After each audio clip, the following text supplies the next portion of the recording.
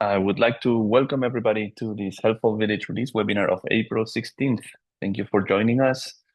We have a new slide deck design, and we have this first slide of our friends in Cleveland, West Side, Ohio. This is a great picture they took. It's my This is the place. agenda. Yes, Jim, that's one of the best pictures I have ever seen of the movement. It captures the essence of the village, I think. So it's great. Congratulations for it. This is the agenda for today's meeting. We have a couple of reminders, some news. We'll be discussing about new features and then a brief Q&A at the end. It's the usual agenda. So let's keep going. These are the reminders. We have a couple of webinars per month. We have another webinar next week.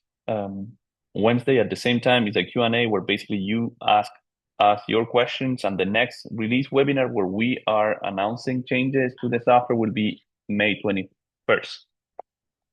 These are some resources that are useful to our villages. These actually are slides. Anastasia, if you can copy those links into the chat, is essentially links to the Helpful Village Training Docs Guide, which is a table of contents of all our documentation. The Help Center is where you find all the documentation about Helpful Village, and Slack is a space where you can engage on conversations with other villages and with ourselves. It's kind of our collaborative space. For the Q&A webinar next week, it's better when you send us your questions ahead of time because that gives us time to think about the best possible answers. So if you have your questions, you can send them to hvusers@helpfulvillage.com. Those emails will get to Anastasia. Anastasia is going to put them basically in the agenda of the day. We have questions from the previous month, so we're rolling them out first, and then we are adding new questions to the pile. So you can send your emails there. I see, Jim, you have a question, so I'll pause for a second. Yes, on the last slide, it said the next meeting was on April 26th. That's a Saturday. Oh, well, that's a mistake. What is next Wednesday? It's 23rd. It's my mistake. I'm sorry. I already 23rd. changed it, but it didn't reflect on the slide. I apologize. It's 23rd. April 23rd for the Q&A session is next week, next Wednesday. Thank you, Jim. Good catch. Okay, this is a reminder of how to submit requests to our team, to our support team. So the best way to do it is going to support.helpfulvillage.com. And when you go there, you have all our documentation that you can search on our knowledge database. And on the top right, you see a submit a request link that leads you to a form where you can ask your question, and it goes directly to our team. There are two different routes. If you have questions or bugs or something to ask to our support team, you go to the Help Center, support.helpfulvillage.com. If it's an improvement or a change in the software, some new feature idea you had, you go to ask.helpfulvillage.com. So Anastasia can put those links also on the chat. This is a quick reminder also about the tickets. We get tickets, obviously every week about things or you want us to look at. Sometimes those tickets don't have the best structure. For example, the title of the ticket is really important.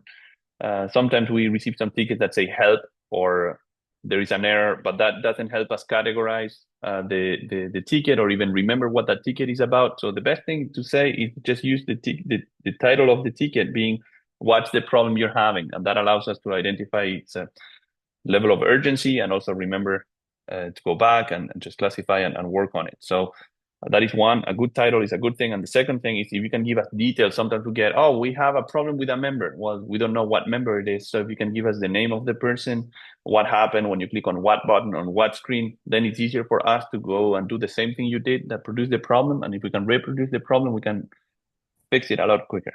So just this is a little bit of training about how to submit your tickets. And our last slide of reminders about the benefits of automatic payments. These for your Helpful Village invoices. When we send them to you, you're tired of going to the post office, and you want to make your payments easier. We spend some time in our team getting back to customers that have late invoices, etc. That makes us waste some of our time. Waste some of our time. It's less time we have to help you. So if you set automatic payments, basically we can serve you better. There is a training doc on the help center about how to set up automatic payments. If you don't find that, if you have a hard time following that training document, you can also set up a Zoom meeting with Anastasia, and she will be happy to set you up for these automatic payments too. Okay, so that we are done with the reminders. We're gonna go with the news, and this is also a new slide for changing sections. Kind of funny. You can play Waldo. There's my mom in the backdrop of this picture. So if you find it, you have extra points. And the first thing we wanted to do is welcome some new villages that have joined Helpful Village or are now readier to present their websites to the world. So those are Home in Hilliard in Ohio, Fairfield Cares in Iowa, and Upriver Village in Portland, Oregon. It's one of the villages in Villages Northwest. So welcome to you all. I saw Jeannie's on the call. So welcome, Jeannie. Okay, and now other news. We sent a message out. I don't know if you all saw this, but basically we have been selected. Helpful Village has been selected in an international contest about social innovation. So MAPFRE Social Innovation International Awards. So I've been invited to go to Madrid and present at the Reina Sofia Museum, which is basically one of the best museums in Spain, where you see the Picasso and basically the modern art from the Spanish painters. And I'll be presenting in Madrid on May 12th, 2025. So we're excited about this selection and potentially having the opportunity to win this contest. So there are 4 finalists, and we're one of them. If we win, there is some prize money, but there is also recognition for the village movement. So this is an opportunity that we're really excited about. It just said we are one of the 4 global finalists, so it's a worldwide competition. And I am representing the United States in Madrid, which is funny to me because I was born in Spain. So it's kind of the world is upside down, but it's okay. It's just one world. And then there are the 3 other companies, one from Brazil, there's one from Spain, another one from Chile. So, I mean, good luck to them, but more good luck for us. There is information about the contest. So Anastasia, if you can put some of this info on the chat, there is a link to basically the Fundación MAPFRE, where they're announcing the finalists of the project, and then basically a quick description of what Helpful Village does. If you want to read more about that, basically the links would go into the chat. By the way, I'm not looking at the chat because I'm doing my slides. So Anastasia is monitoring the chat, and if she finds something that needs to be brought up, she will let me know. I have 1 or 2 more slides about the contest. This contest is organized by the Fundación MAPFRE, and I don't know if you have heard of MAPFRE because it's essentially a Hispanic organization, but it's the leading multinational insurance group in Latin America, and it's one of the top 8, top 10 insurers in Europe.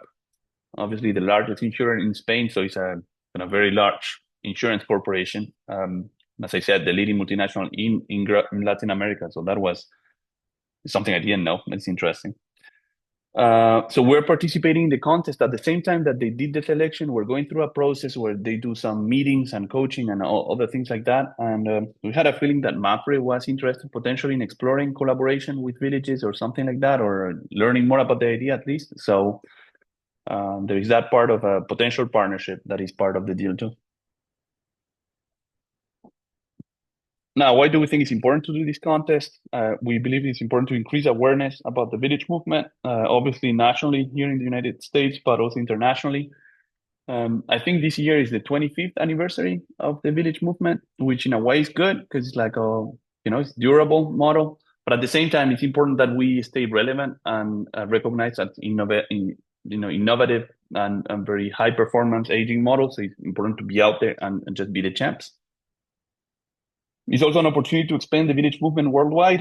We have today customers in the United States and Canada, but we don't see a reason why it would stop there. We think we can expand the village movement worldwide. And also the third point is that we need your input for the Madrid presentation. Essentially, I have to pitch in front of a jury over there. We are letting them know that we're a technology company supporting villages, but before we can explain Helpful Village as supporter of villages, we need to explain what a village is. So we are seeking your input to basically, because we want to learn about how do you present villages to your own communities, to see if we can do some brainstorming about the best ways to present the village concept. In order to do that, we are organizing a strategic webinar we have sent some invitations out, so maybe you have seen this before, but we're doing a reminder here, is that we're doing a strategic webinar for the Madrid presentation. Is open to all village leaders, customers, and non-customers. It doesn't matter if you're a helpful village customer or not. We're just interested in gathering input and ideas to help us, with this presentation in Madrid. The date of the webinar is April 30th, 2025. At the usual time of our webinars, which is 2 p.m. Eastern, 11 a.m. Pacific. We have a registration form for the webinar, so Anastasia is going to be putting that one on the chat. And the goal of the meeting is to help us showcase the true power and impact of the village movement. So basically, it's like when we go to Madrid, I just have a couple of minutes to explain what a village is, and we have several questions. I'd be interested in learning what is your definition of a village. What do you think is a village? But also what makes it unique, and what makes it as innovative or more a stronger model than all the other aging models that are out there. So basically, it's an interactive webinar. There's a few questions we will be asking there. I can give you some ahead of time. One is, what is a village? How to describe it in just a few words. Another one that I would like to do is, what is it that villages do? Or what is it that villages should do? Obviously, some of them are obvious to us. We know that villages provide a lot of rights and transportation, that we do, tech assistance and other things. But maybe there are other things that either you are doing and we're not aware of, or other things that you want to do and we're not doing yet. For example, I know one of our customers in Montana, he just started a program with doing this MedPal, which is medical assistance for members. So they go with a member to a medical appointment, they take notes, and then they debrief with the member later, or things that are a little bit more original. So we'll be discussing all of those things on April 30th. So yeah, we would love to have you there. This, my last piece of news, is that I'm actually participating in an American Society on Aging conference next week. So this is taking place in Orlando. If we have any villages in Florida, or some people that is attending the conference next week, I will be there from April 21st to April 25th. I'm actually presenting about villages too. I have a presentation at 2 p.m. on April 22nd, where I'm presenting obviously about villages. The title of my presentation is Empowering Aging, a Model for Social Connection, Purpose, and Autonomy.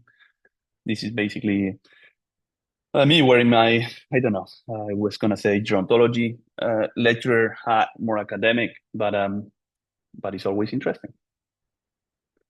And with all of that, we're done with the reminders, we're done with the news, and now we're going to go and talk about the release notes. And these are improvements that are added to the software. We usually release them to your server the following weekend, but I'm traveling next week, so I don't want to do a deploy before I go to Orlando. So basically, instead of deploying this weekend, we're going to deploy the weekend after, when I come back from Orlando on Friday. I'm obviously working from over there, but there's a lot more things going on during the conference and meetings and people talking to me. So I prefer just doing the changes on the server when I'm back from traveling. So these changes are not on your server yet. They will not be until the end of next week. Perfect. So let's go. Release notes. We start with events.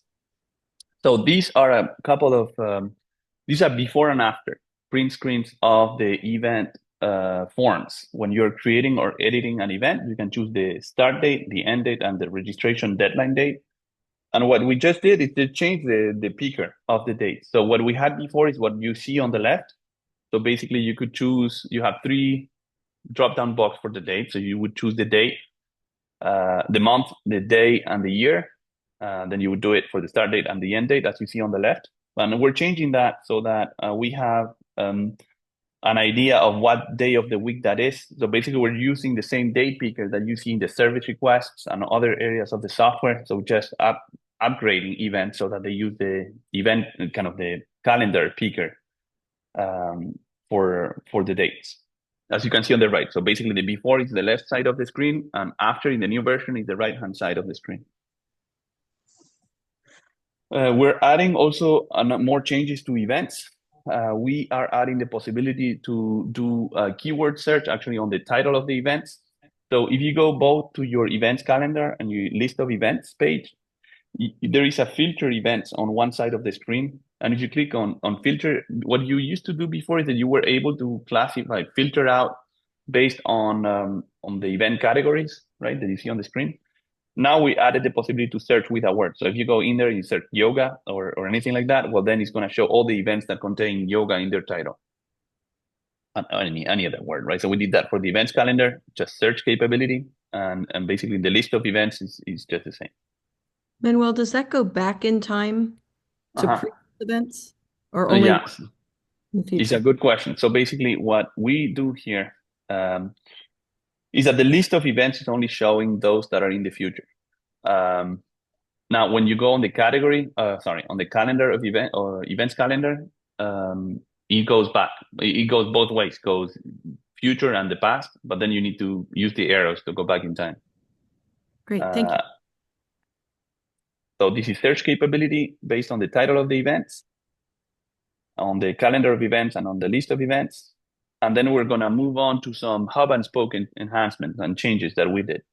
So I need to do a quick definition of Hub&Spoke, kind of a tricky word, but it's basically the possibility for villages to operate with different local villages or subdivisions, right, or neighborhoods. People work this in different ways. But essentially, the whole point is that there is kind of a central organization that is managing several local villages or neighborhoods under it. It works in different ways. I say neighborhood, but it's kind of a tricky word. For example, Marine Villages is one of the largest and most successful Hub&Spoke villages in the nation. And they are serving 6 different towns. So for them, the local villages is a town, San Rafael, Tiburon, Mill Valley, or something like that. And that allows them to set up kind of volunteer operations so that a volunteer from Tiburon wants to volunteer in Tiburon, in that town, and not go to the next town over. But at the same time, they're all under this Hub&Spoke organization so that they have one office where the staff meets, and the staff is serving all spokes, all the local villages, right? So there is only one office, and they share it that way. There is different models of Hub&Spoke. For example, Villages Northwest in Portland is a different model, where basically they don't have one office. They have basically village coordinators that are separated and use different databases that are separate, but they're sharing other resources. For example, in Portland, they share the legal entity is only one legal entity with different subprograms. And then they share other resources like the accountant and other things that they do together. So basically the Hub&Spoke is not just one model. There is different kind of configurations of Hub&Spoke, but our definition is multiple local villages that are sharing some resources. I would even call the villages in Washington, D.C.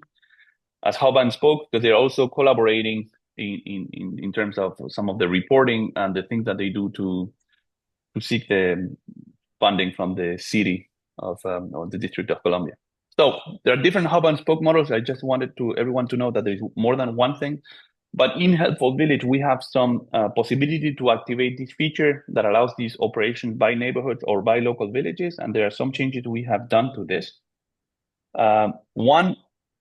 So if you're a Hub&Spoke village already, so these changes are for you. If you're not a Hub&Spoke village today, well, this doesn't matter to you because it doesn't change anything to your operations. But you should know that in the future, if you expand the geography of your village, you might want to become a Hub&Spoke village. It's possible to start as a single village and then expand and become a Hub&Spoke village over time. If you want to do that at any point in time, you can contact us. Anyways, let's speak about these changes. We had a list of local villages that you can add to your Helpful Village configuration. We have added the possibility to set up some of those local villages as active or not active. For example, imagine that you're serving 3 different towns and you're working on an expansion to the 4th different town, but it's not in operation yet. You can have it as inactive, right? So that admin can use them, but basically you cannot create a service request on them, or you cannot do all these other things. So there is a Boolean kind of a checkbox that allows you to set up a local village as active or inactive.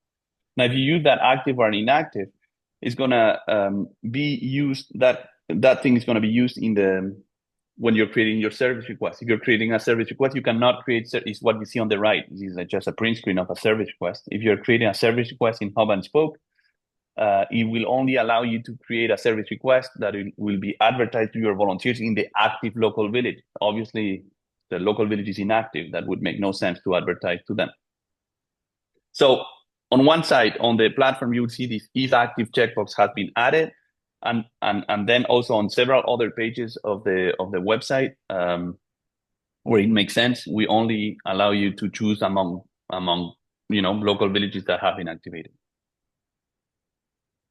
There is another change that we did, is that in the application form for volunteers, usually ask what's first name, last name, email, etc. Now you also have the possibility for them to choose what is their local village, and the local village is going to be one of those that have been activated.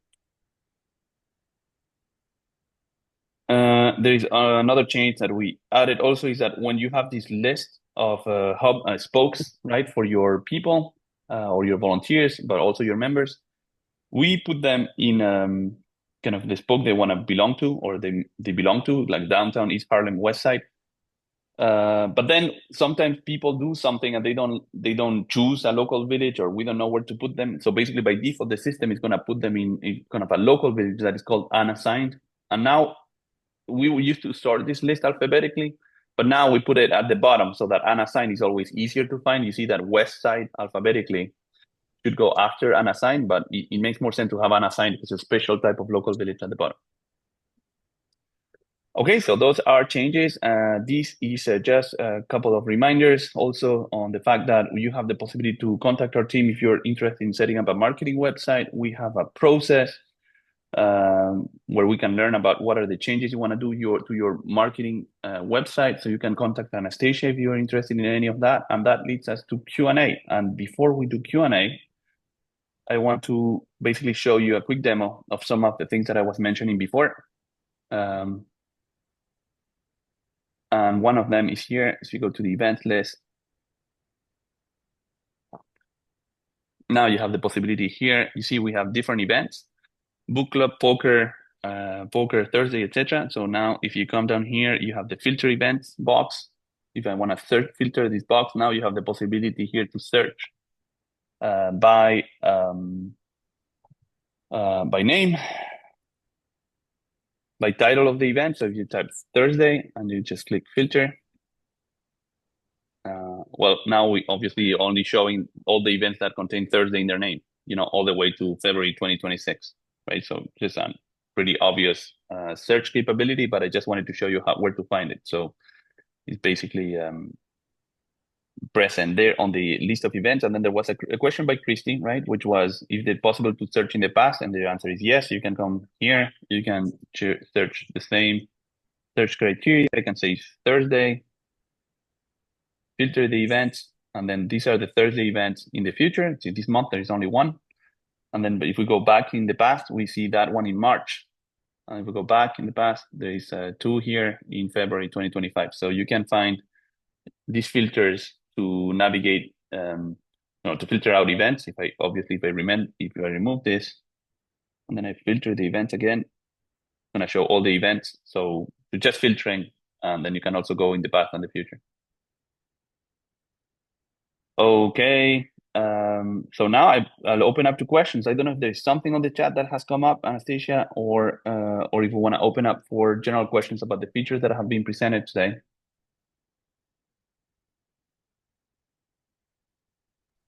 Do we have any questions? In the chat, we don't have more questions, so we can. Okay. Okay, perfect. So we can open up questions in general. If anyone has a particular question about what we discussed today, then this is time to do it. If you don't have questions, not a big problem, because we have a Q&A webinar next week. So we can meet again next week. So I have a question. Great. Yeah, hi Manuel. This is Ellen. Hi, Ellen. With Mondiablo Village, and I've been working with Anastasia. We're about to launch I don't know when, but hopefully within a month or two. But we are getting closer and closer. Thank you very much, and we're excited to have you guys, put together our marketing website, and thank you for showing our temporary marketing page with the roses. My question is that I don't know the manpower of your company, Helpful Village company, and what's the communication policy? While we are exchanging information, we are providing more information. During the website development process, of course, there are a lot of changes. What's the policy of communication, and do you have a commitment to respond to, say, villages' questions on an email? Do you have a customer service team other than, I know I've been working with Anastasia, but you guys appear to be very busy because there are more and more villages, popping up, and that's a good thing. And so in terms of communication, what's your policy? Is what I want to know. Yeah, so basically our policy is that we have different communication channels, right? So email is one. We have the ticket, which is when there is a problem with the software. And then we have also Slack, which is a website where we can ask questions to other villages or also to ourselves and different users. So you should probably kind of set up all three channels, because depending on what your question is about, if it's a general question for any Helpful Village user that they can answer, I would ask that question on Slack. If it's a bug or a problem, something that is not working, then you would go to the help center, right? And then submit a ticket, and those get taken care of first. And then other general questions, well, then we respond them, by email or anything like that when we have the time to do so. Yeah. So when you have the time to do so when you're very busy, then you just do not have the time to respond. Yeah. Well, yeah. I mean, the thing is, we produce Helpful Villages as the easy to use platform, right? That you can do. We make available all the training documents and resources, including these webinars, right? So we do the webinar today.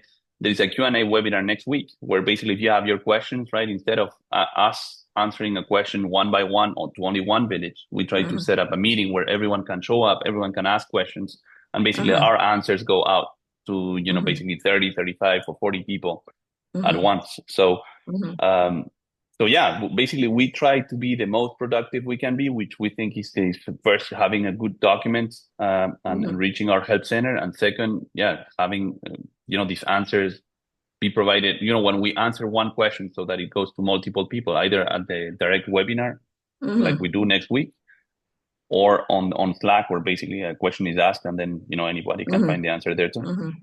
Yeah, in our case, we do not have our website yet, so we do not have questions on the operating, experiences. But during the development process, what's your communication commitment? Or do you have a policy? Well, the policy, in particular for the creation of the marketing website, is that we need basically the content and material that we need to create that website. I think we have done a first version of the website with you, and then I think we have just received. But Anastasia, can you help me with this? In the sense, I think I think we received the confirmation for the phase 2 about last Friday, right? So and then I think Anastasia, can you give us a little bit of the timeline on the response of the question to Ellen? Was it? I think she confirmed on Friday, and then you get back on Monday. But I think we're doing pretty good. Yes, I think this conversation should be personal with Ellen about the marketing website, and we can set up a Zoom meeting and talk about all the details and set up all the commitments and all the deadlines. Okay, then maybe we'll schedule a meeting with our tech team, because Pete Bardia is very experienced with Helpful Village, and so then our meeting will be more productive that way. Okay. All right. Perfect. Thank you. Good. Thank you, Anastasia. Thank you, Ellen. Christy, you had another question. Yes, it's not related to the new release. Is that okay? Okay. Well, it depends what it is about, but yes. No, we have some time, so you can do that. Yes. I just had a question about the additional information tab under members, and how how that information is taken in? Is that just, do villages create their own document or survey, or is that coming from some electronic, or do people have chat or an interview where they go through? Yes. So again, let me share my screen up so that everyone can see what the answer is about. So it's here. I'm going to search here. Christy, you tell me if I understand you wrong, but I think I understand you right, which is here. If you go to any single person on your database, there is a tab that is called additional information, where you have a lot of fields here that you can use in different ways. So these are questions that, over time, villages that we work with thought was interesting to ask. So first use is that you can run your own surveys or talk to your people and then basically ask them their questions, fill out this form. For example, first emergency contact, second emergency contact. This is super useful when there's a problem with one of the members. Now, these forms come either here because you're an admin and you come and enter them here. Some of the fields in here also come from the application form. So for example, if you come here to the member or the volunteer, sorry, it's here, volunteer info application form, you can edit your application form. And when you're editing your application form, you can choose what are the questions that you want to ask, right? So some of them is the mobility issues, the ask home type, etc. And if you ask these questions on your volunteer application form, we're going to use that information, add it automatically to your additional information tab of this person when they create their record. I guess I was just curious. I really like some of the other information that can be put on that additional information. And I wanted to make sure I wasn't missing an intake form that would help populate that. Well, the intake form today is essentially there are two ways. One is the application form, right? For membership application form or the volunteer application form. I did this a little quickly, but basically you can edit your application form. You can choose how many questions you ask in your application form. Can we add new ones in, like the information that, or is it only the set that's there? Well, what we do is essentially, first checking on the additional info if your question is already asked, if it's there. Because if it's there, you should use the one we have, right? Because in the database, if you look at the list and then you come up with a question that is super interesting, then you probably want to let us know what it is. You cannot add them to the application form automatically, but if there are other great questions that would benefit other villages, we would be happy to include them as future improvements of the software. See what I'm saying? In the same way we did this. So there's some coding involved. So you cannot do it, on your own. But I would say just share with us what are the type of questions, and then if these questions that would benefit other villages, we would be happy to add them to the database. Okay, thank you. Cool. Do you have any other questions today? And to the 1 and to the 2 and to the 3. And then if we don't have questions today, perfectly fine, because we're meeting again next week. So please remember to send your questions ahead of time to hvusers@helpfulvillage.com. And then at that time, we just take your questions, read your question, try to provide you with an answer, to show you, provide some training with how the best way to answer those questions. And we'll go from there. Okay, everybody. Want to thank you for your time today, and then we'll meet you soon next week. Thank you. Bye-bye. Thank you. Have a good day.